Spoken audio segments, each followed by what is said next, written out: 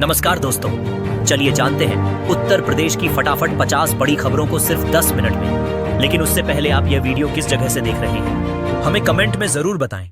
उत्तर प्रदेश में शिक्षा के क्षेत्र में एक नई क्रांति देखने को मिल रही है। यूपी बोर्ड और शिक्षा विभाग की ओर से आई इस बड़ी खबर से सभी की आंखों में उत्साह है।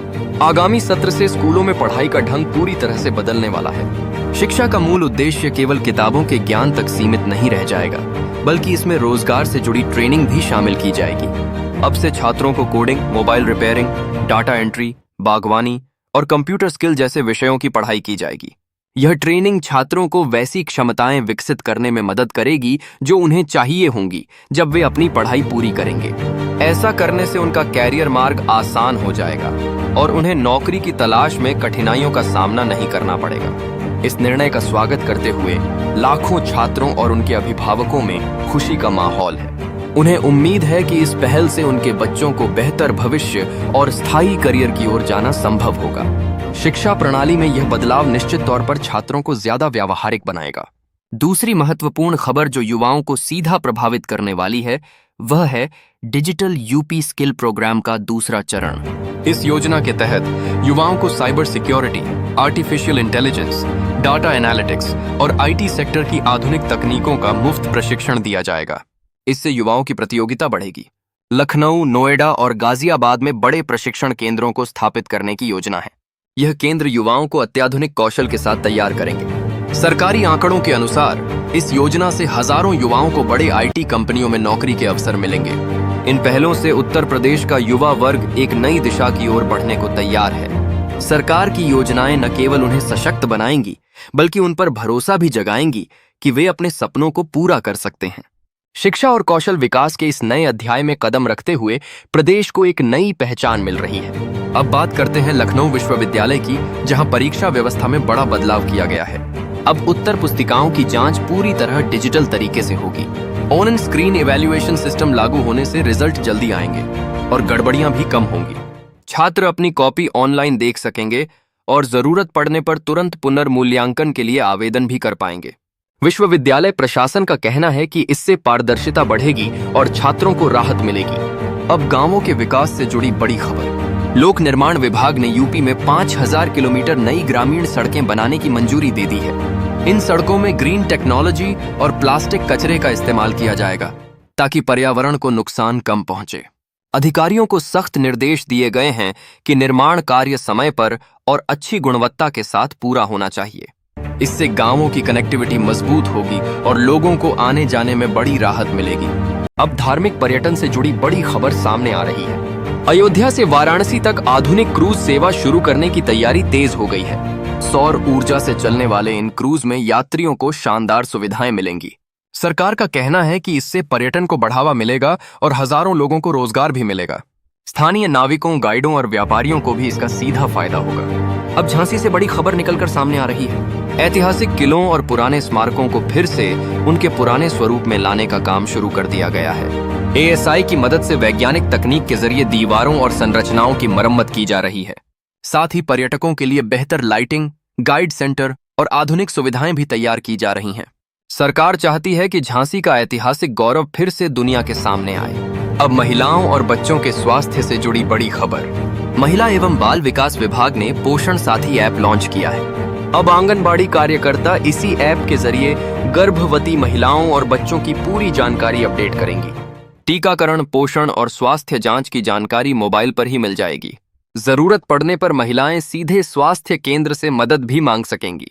अब बिजली विभाग से बड़ी राहत भरी खबर। मुख्यमंत्री सौर ऊर्जा योजना के तहत घरों में सोलर पैनल लगाने पर सब्सिडी बढ़ा दी गई है। सरकार का कहना है कि इससे बिजली बिल कम होगा और लोगों को लगातार बिजली मिल सकेगी।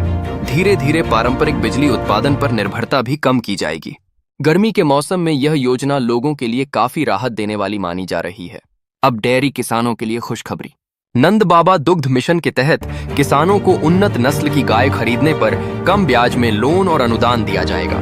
गांवों में दुग्ध समितियां बनाई जा रही हैं ताकि किसानों को दूध का सही दाम मिल सके। सरकार का कहना है कि इससे बिचौलियों की भूमिका कम होगी और किसानों की आय बढ़ेगी।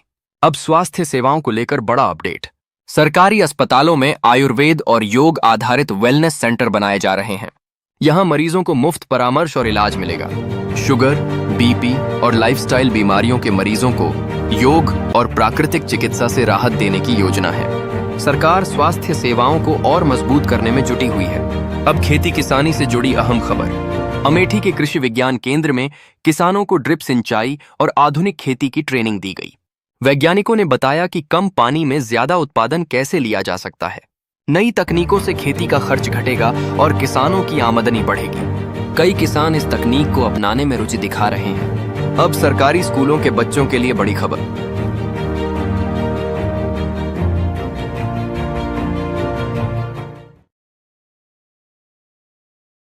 उत्तर प्रदेश में वर्तमान में भीषण गर्मी का प्रकोप जारी है। कई जिलों में तापमान रिकॉर्ड स्तर पर पहुंच गया है, जिससे लोगों का सामान्य जीवन प्रभावित हो रहा है।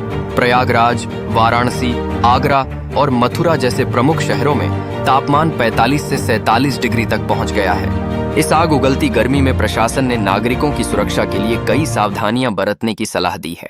दिन के समय में घर से बाहर न निकलने और पर्याप्त मात्रा में पानी पीने की हिदायत दी गई है। गर्मी से राहत के उपायों के तहत विभिन्न स्थानों पर राहत शिविर लगाए गए हैं। इन शिविरों में ठंडा पानी, छाया तथा ORS की सुविधा उपलब्ध कराई जा रही है। यह कदम लोगों को इस गर्मी के प्रकोप से राहत प्रदान करने के लिए उठाया गया है। इसी बीच मौसम विभाग ने भी थोड़ी राहत की उम्मीद जताई है। बताया गया है कि आने वाले दिनों में पश्चिमी विक्षोभ सक्रिय हो सकता है, जिससे कुछ स्थानों पर हल्की बारिश और धूल भरी आंधी चलने की संभावना है। यहीं कुछ घंटों में तापमान में गिरावट आ सकती है, जिससे लोगों को गर्मी से राहत मिल सकती है। इसके साथ ही शिक्षा के क्षेत्र में यूपी बोर्ड के नतीजे सामने आए हैं, जिसमें छात्रों ने उत्कृष्ट प्रदर्शन किया है। खासकर फतेहपुर जिले के छात्रों ने शानदार रिजल्ट हासिल किया है, जिसके कारण कई छात्र टॉप सूची में स्थान बना पाए हैं। सरकार ने इन मेधावी छात्रों को प्रोत्साहित करने के लिए टैबलेट और नकद इनाम देने की घोषणा की है। इससे यह स्पष्ट होता है कि शिक्षा के क्षेत्र में उन्नति को लेकर सरकार गंभीर है।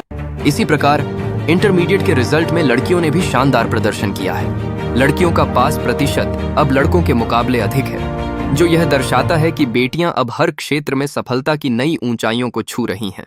ग्रामीण इलाकों की छात्राओं ने भी अच्छा प्रदर्शन किया है, जो एक सकारात्मक संकेत है और यह बताता है कि शिक्षा की ग्रोथ हर क्षेत्र तक पहुंच रही है।